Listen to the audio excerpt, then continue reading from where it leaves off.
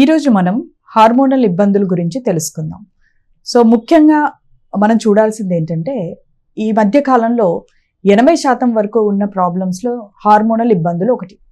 ఈ హార్మోనల్ ఇబ్బందుల్లో ముఖ్యంగా మనం చూసేది హైపోథైరాయిడ్. హైపర్ థైరాయిడ్ కూడా ఉండొచ్చు, హైపోథైరాయిడ్ కూడా ఉండొచ్చు. సో చాలా మందికి ఇది చాలా యూజువల్ టర్మ్ అయిపోయింది. మనకి ప్రతి ఇంట్లో డయాబెటీస్ అనేది ఎంత కామన్గా ఉంటుందో థైరాయిడ్ సమస్యలు కూడా అంతే కామన్గా ఉంటున్నాయి. అయితే మనకు అందరికీ సహజంగా డౌట్ రావచ్చు, ఇవి రెండు వేరువేరా, లేదా ఇవి రెండు ఒకవేళ థైరాయిడ్ వస్తే మనకి డయాబెటీస్ వచ్చే అవకాశాలు ఉంటూ ఉంటాయా, లేదా డయాబెటీస్ వస్తే మనకి థైరాయిడ్ అవకాశాలు ఉంటూ ఉంటాయా?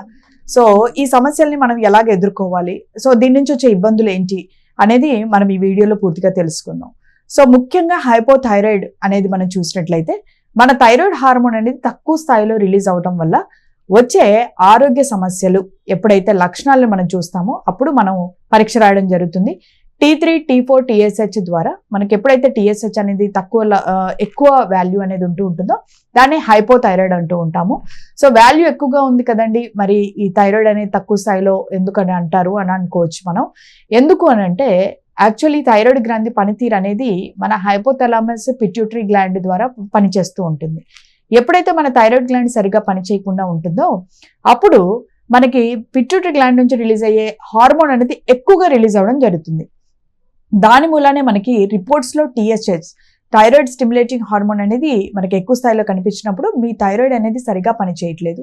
దాని ద్వారా ముఖ్యంగా వచ్చే లక్షణాలు జుట్టు రాలిపోతూ ఉండడం, నెలసరి సమస్యలు, అధికంగా బ్లడ్ అనేది మనకి మెన్స్ట్రల్ సైకిల్లో అవుతూ ఉంటుంది, బ్లీడింగ్ అవుతూ ఉంటుంది.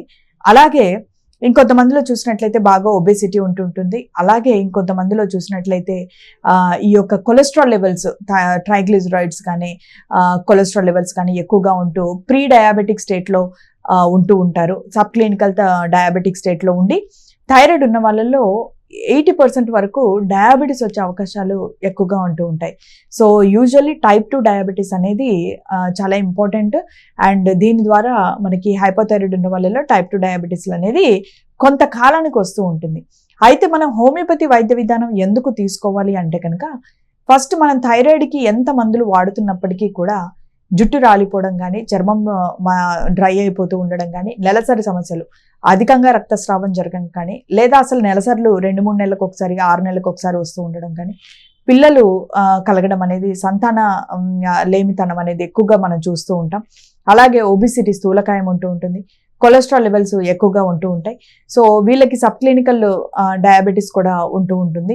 సో మోకాళ్ళు, కీళ్ళ నొప్పులు, అరుగుదల, కాల్షియం ఇబ్బందులు, ఒళ్ళు నొప్పులు, ఎప్పుడు కూడా నీరసంగా ఉంటూ ఉండడం, నిద్ర వచ్చినట్టుగా ఉంటూ ఉండడం, కోపంగా ఉంటూ ఉండడం, ఈ మూడ్ డిజార్డర్స్ కూడా చికాగ్గా ఉంటూ ఉండడం, త్వరగా ఎమోషనల్ అయిపోతూ ఉండడం, సెన్సిటివ్ అయిపోవడం.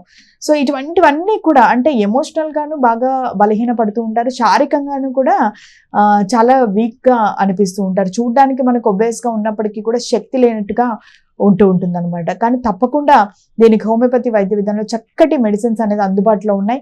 సో మనం ట్యాబ్లెట్ లైఫ్ లాంగ్ వాడకుండా కూడా చిన్నగా మనం హోమియోపతి మందులు వాడుకుంటూ ఉంటే, మీ శరీర తీరుకు తగ్గట్టుగా హోమియోపతి మందులు వాడుకుంటే కనుక మీకు థైరాయిడ్ లెవెల్స్ కంట్రోల్లోకి వచ్చినప్పుడు మనం ట్యాబ్లెట్స్ అనేది కొంచెం తక్కువ మోతాదులో వాడుకుంటూ ఉండొచ్చు. లక్షణాలు అనేది పెరగకుండా మనం కంట్రోల్ చేసుకోవచ్చు.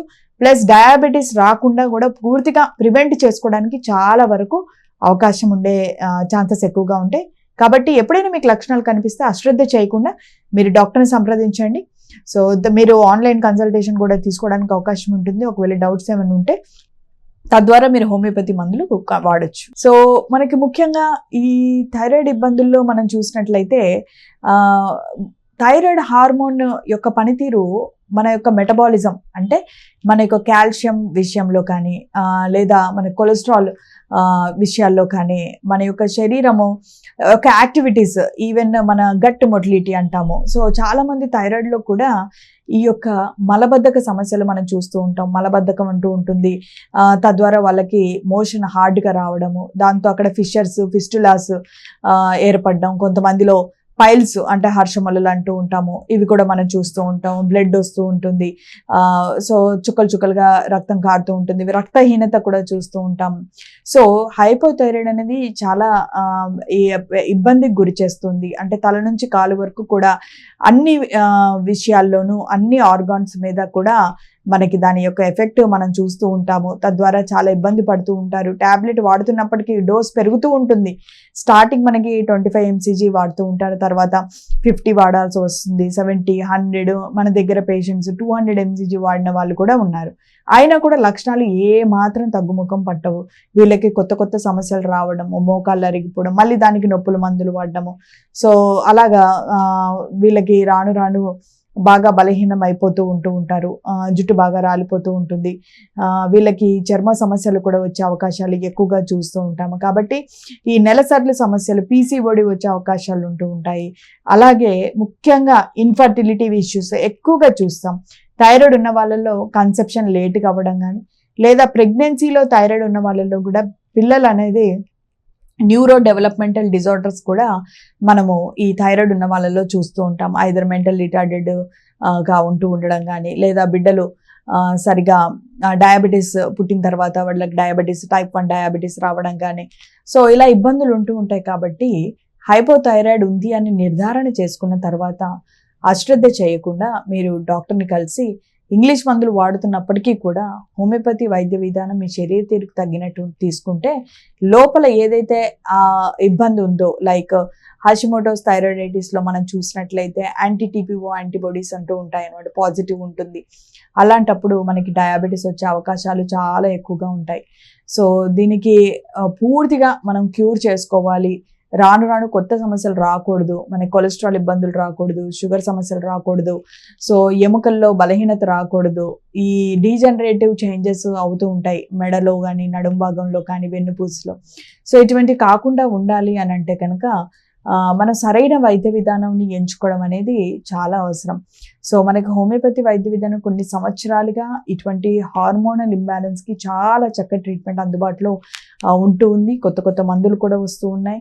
సో ఎప్పుడైనా పేషెంట్ రాగానే ఫస్ట్ ఎనాలిసిస్ చేసి వాళ్ళని ఎగ్జామిన్ చేసి మీ యొక్క లక్షణాలను బట్టి మీ యొక్క మానసిక తీరు, శారీరక లక్షణాలని మనం అంచనా వేసుకొని ఏ స్టేజ్లో ఉంది, ఈ యొక్క థైరాయిడ్ కాంప్లికేషన్స్ ఏ లెవెల్లో ఉన్నాయని మనం చూసుకొని మెడిసిన్స్ ఇవ్వడం ద్వారా అతి తక్కువ కాలంలోనే మీకు ఇబ్బందులు అయితే తగ్గిపోతాయి. మీరు ఎక్కువగా ఈ మెడికేషన్స్ వాడే అవసరం లేకుండా మనం హెల్దీగా ఉండడానికి అవకాశం ఉంటూ ఉంటుంది. సో మన డయాబెటీస్ని కూడా మనం ప్రివెంట్ చేసుకోవడానికి ఉంటుంది. ఆర్థరైటిస్, అర్లీ డీజనరేటివ్ ఆర్థరైటిస్ ఈ మధ్యకాలంలో ఈ థైరాయిడ్ ఉన్న వాళ్ళలో ఎక్కువగా చూస్తూ ఉన్నాం. సహజంగా కూడా ఎక్కువగా ఉన్నాయి, కానీ థైరాయిడ్ ఉన్న వాళ్ళు ఇంకెక్కువ కాషియస్తో ఉండి మెడిసిన్స్ తీసుకోవడం వల్ల కూడా మంచి మార్పులు అనేది వస్తాయి. సో ఇటువంటి హైపోథైరాయిడ్ సమస్యలతో పాటు నేను చెప్పినట్టుగా మీకు హెయిర్ ప్రాబ్లమ్స్ కానీ, చర్మ సమస్యలు కానీ, లేదా గొంతులో గెడ్డలు, గాయిటర్ అంటాము, బాగా వాపులు కూడా ఉంటూ నాడ్యూల్స్ ఉంటాయి. నాడ్యూల్స్ ఉంటే కూడా అవి పెరగకుండా మనం కంప్లీట్గా సైజు కంట్రోల్ చేస్తూ తగ్గించిన కేసెస్ కూడా ఎన్నో ఉన్నాయి. సో అలా కూడా మనం కంట్రోల్ చేసుకోవచ్చు. తద్వారా మీకు గ్యాస్ట్రైటిస్ అంటే కడుపులో ఉబ్బరం కానీ, వేరే బ్లోటింగ్ కానీ, మనకి మలబద్ధక సమస్యలు, పైల్స్, ఫిషర్స్ రాకుండా కంట్రోల్ చేసుకోవడానికి అవకాశం ఉంటుంది. తప్పక హోమియోపతి మెడిసిన్స్ వాడండి.